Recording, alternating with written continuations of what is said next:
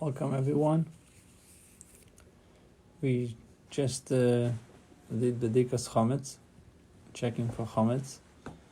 So this is really getting closer and closer to Pesach. Wanted to just go over the Bedikas Chametz. Whoever didn't have a chance to do it should do it. Great mitzvah. The Bedikas Chametz is not hard, very simple. All you have to do is to prepare 10 crumbs, put them in paper towel, silver foil, better something that can be easily burnt. And you want it to be consumed with fire tomorrow. So today, all we have to do is take 10 pieces of bread, obviously clean the house before we check for chametz, clean the house, and then put those 10 crumbs that are wrapped with silver foil or paper towel, something that holds them, put it around the house, say the bracha, have a candle in your hand. Those who have the kit, do it with the kit, with the feather and the spoon. But have the do it at least with a candle. Go around the house, even though the house is lit. You don't have to shut off the lights. Take the candle, go around the house. Before you start, you say the bracha, Baruch atah Hashem, Elokeinu melech haolam, asher kiddushanu v'mitzvos v'tzivanu al biur chametz. Even though you're not really burning the chametz, but we say the bracha al biur chametz. And then you start checking in the place that you said the bracha. Then you go around the house, you look for all the corners, maybe places that you missed, that were not clean, that there is chametz. Now, it could be that you have cereal in the house, you have other things in the house that you put aside, you'll be selling them, but nevertheless, you still should go around the house to see if there is chametz somewhere in the house. Once you're done with the checking, you should gather all the 10 crumbs that you spread around the house. You should gather them into a bag, put the bag in a safe place. It should not be eaten by mice, because if you lose one, it becomes a whole question of what you should do. So don't lose any of them, put them in a bag, in a safe place, till tomorrow when you will burn them. So when you're done with checking for the chametz, there is a verse that needs to be said in every siddur. If you look at the siddur, I believe you'll see Seder Bedikas Chametz, the order for checking of chametz, and you have it in Hebrew, English. It's important to understand what you're saying. And there's a paragraph that you say after you check for chametz. The paragraph says that you're nullifying the chametz if anything is in your possession that you don't know about. You're nullifying it. It should be like the dust. We consider like dust. And this is how you complete the Bedikas Chametz. Tomorrow, you're going to burn these 10 crumbs. If you have other chametz that you like to burn, you should do it as well. I don't know if you have the right setting to do it. If it's difficult, you can always flush it down the toilet. Obviously, make sure you don't clog the toilet. And then there is a bracha that needs to be. Then there is another statement of kol chamira, another nullification that is going to be done tomorrow. That's in general for tonight. Whoever didn't do it should do it now, and do this mitzvah. A very important mitzvah. Kabbalistically, it has a lot of meanings and great importance.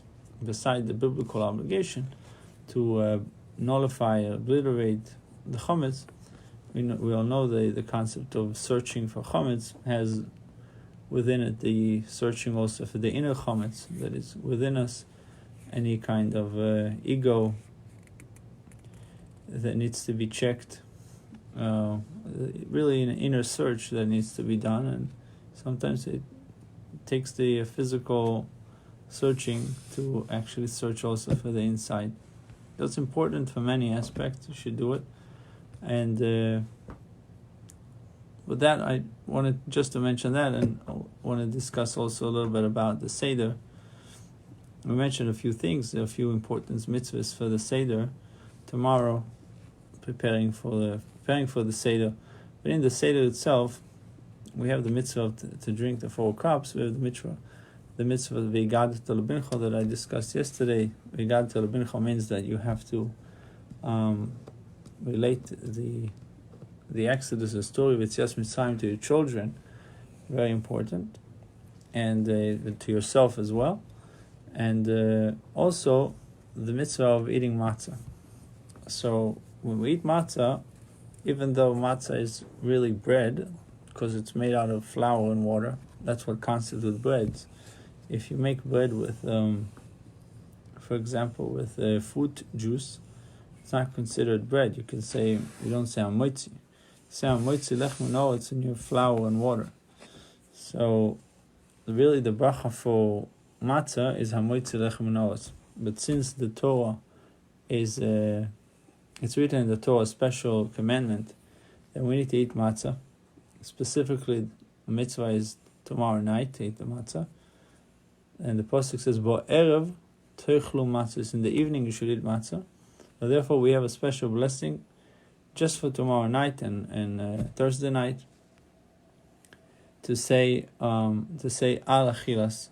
We say bracha beside the moitzi lechem noetz, beside the regular blessing, but we also add the bracha of al achilas matzah. You see that in your Agada, you follow along with the Agada. Just wanted to mention that it's since there's a biblical obligation, so we add this bracha.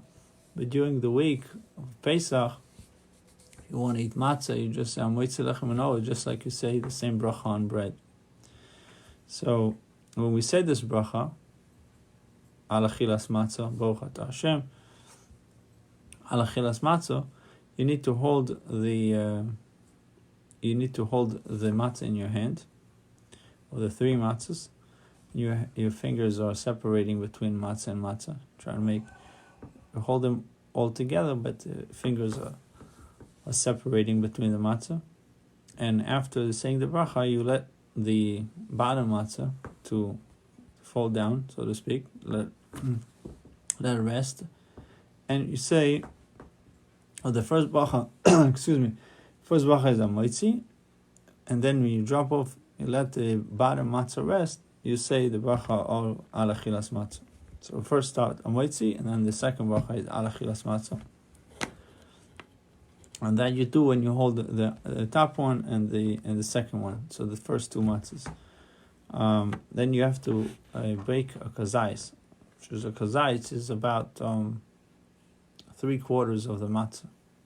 It depends which matzah, but try to be more, especially that the Zohar says that the matzah is the food of faith, and the second day is considered the food of health, susa, bring health. So it can be machmir, it can be a little more stringent, eat a little bit more than you have to when it comes to matzah. So you break from the top matzah, you break a kazais, which is, as I said, about a third of the matzah. And similarly also from the middle matzah. And you should eat from these two matzahs, from the top one and the middle one. And you should eat them reclining. And to your left. Yeah, reclining to the left. And it needs to be done, when you eat it, it needs to be done between the strict ones. They try to do it in 4 minutes to eat the kazais, and you could do it up to 7 minutes. You have time, 7 minutes. This is considered achilas pras, what it would take you to eat half a loaf of bread, or the like. So about 4 to 7 minutes, and we don't dip the matzahs in salt. And the reason being is that we don't want to lose the flavor of the matzah. We want to feel cherishing the mitzvah of eating matzah. This time, during Pesach, you're allowed to do it, dip the matzah in salt. When it comes to the Seder night of the mitzvah to eat matzah, we don't dip the matzah in salt because we want to feel 100% of its flavor, the flavor of the matzah. Another thing is that we have to be careful that the matzah should not touch water or any other beverage that is mixed with liquid, with water. That's called matzah shvuya, gebracht in Yiddish. because there's a concern that maybe sometimes the matzahs, they still carry with them a little bit of flour that was not kneaded properly or was not baked properly, and that flour that remains on the matzah can come to be leaven. So if it comes in contact with water, it can turn into leaven. So this in many communities, Chabad primarily make an effort not to, that the matzah should not touch any liquid whatsoever. And also another thing, it says Chabad custom, usually regular meal during the year, throughout the year, when you eat bread, and you would say the grace after meal. Before saying the grace after meal, we do mayim achronim. We clean our fingertips with water. We pour a little bit of water on our fingertips. But when it comes to the Seder night, we don't do that, because again, we don't want to have, maybe there is some crumbs of matzah on your hand or on your lips, wetting them. So we don't do it on the Seder night. So we do mayim achronim, but we don't touch our lips with it. Another thing is about the mor, the bitter herbs. It says the Torah is a special commandment in the Torah about eating mor. It says al matzis umeroirim yichlu. You have to eat the matzah together with the mor. And usually the Korban Pesach was eaten with matzah. The Paschal offering was eaten together with matzah and mor. But since that we don't have Korban Pesach, unfortunately, hopefully we'll have it this year. But we don't have Korban Pesach. We're not allowed even to do something similar to the Korban Pesach. That's why we skin off the chicken neck and we burn it, make sure that it does not resemble Korban Pesach. It's a remembrance of Korban Pesach, but not to touch, not to eat it. So, since it says al matzah is umrurim yichlu, the Korban Pesach was eaten with matzah and mor. So since if we don't have the Korban Pesach, so the mor is really rabbinical. Matzah is kevan she'en lo Korban Pesach. Since we don't have Korban Pesach, mitzvahs mor midarban. So the mitzvah of mor, of eating mor, is rabbinical. Remembrance to the mor that were eaten with Korban Pesach when the Beis HaMikdash was around. And so how do we do the mitzvah of mor? By after eating matzah, after doing the mitzvah of matzah, you should take a little bit of mor, of bitter herbs. We have two types of mor in the kairo, in the plate. You have the mor that is romaine lettuce, and you have the mor that is horseradish, grind horseradish. They need to prepare it before. It needs to be prepared before the Seder. You're not allowed to use grinder on Yom Tov. Anyhow, so you have the mor. You're eating. You take kazais. You take about 3 ounces of it, of lettuce, and of mor, and you dip it a little bit with the horseradish, and dip it in the charoises, the mixture of the nuts, pears, apples that we discussed yesterday, and try to shake it a little bit, shake off the charoises. You just dip it and shake off the charoises, not to nullify its bitterness. Some communities, they make charoises as if it's a dish. It's not a dish, it's just a dip that we use to remember the brick and mortar that Jewish children were stuck in. They were thrown into they were used as mud in the walls, so we just dip it and so made a whole dish out of it. But it's not the Chabad custom. Chabad custom is just to add a tiny bit of wine to it, mix it together, and dip the mor in it, and then you eat the mor. We even try to remove the charoises from the mor, so it doesn't take away the bitterness. You want to feel the bitterness in the mor. So you take the kazais of mor and dip it with the horseradish in the charoset, remove the charoset, and you eat it. You have to chew the mor, and to feel the swallowing it, you're not doing the mitzvah. You got to chew it and feel the bitterness. which is a remembrance to the pasuk that says, "Vayimor was chayim," they embittered their lives. Our forefathers' lives were embittered in Mitzrayim, and if you swallowed it without chewing it, you did not fulfill your obligation. After the dipping the mor in the charoises, you should say a bracha on al achilas mor, so the blessing before we eat the mor, and you have to have in mind to include all the mor that you're going to eat afterwards. We're going to eat the mor again, the sandwich that we make. Hillel used to make the sandwich, so you have to have in mind that you want to have that mor included in your meal. We don't need to recline when we eat the mor, because reclining is an expression of freedom and redemption, and eating the mor is remembrance for our slavery and bitterness, so we don't have to do that.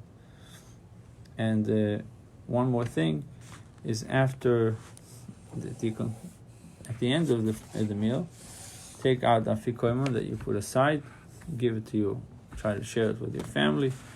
Each one should have a kazais, a third of a matzah. Begin with it's good to eat 2 kazaisim.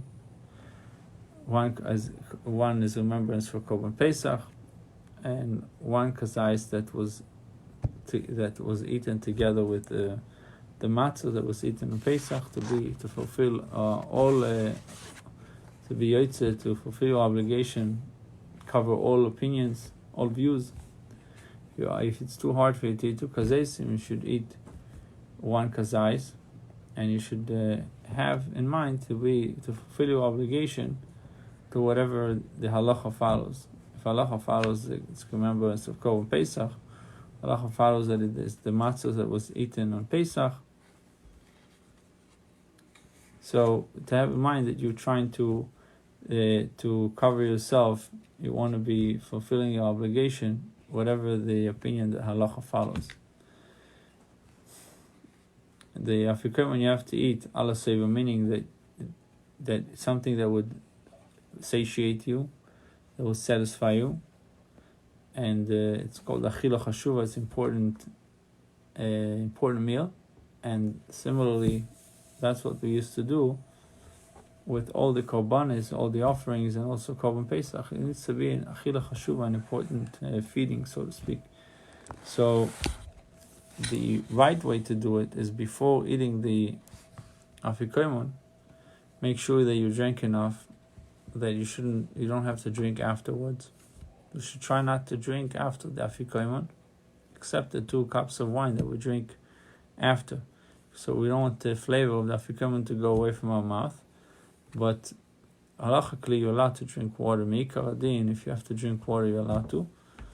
And also, if you want to eat just regular matzah shmura afterwards, you're allowed to eat the matzah. The afikomen you need to eat reclining, and you have to make sure to finish the afikomen before chatzos, at least the first night. We're making sure to eat the afikomen and finish eating it before midnight.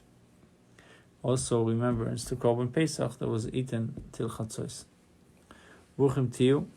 I hope it helps a little bit, or clarifies, or reviewing some of the laws of Pesach. And I will have a Tanya class coming up in a few minutes, and the Geula and Ein Yaakov. Bruchim Tiyu.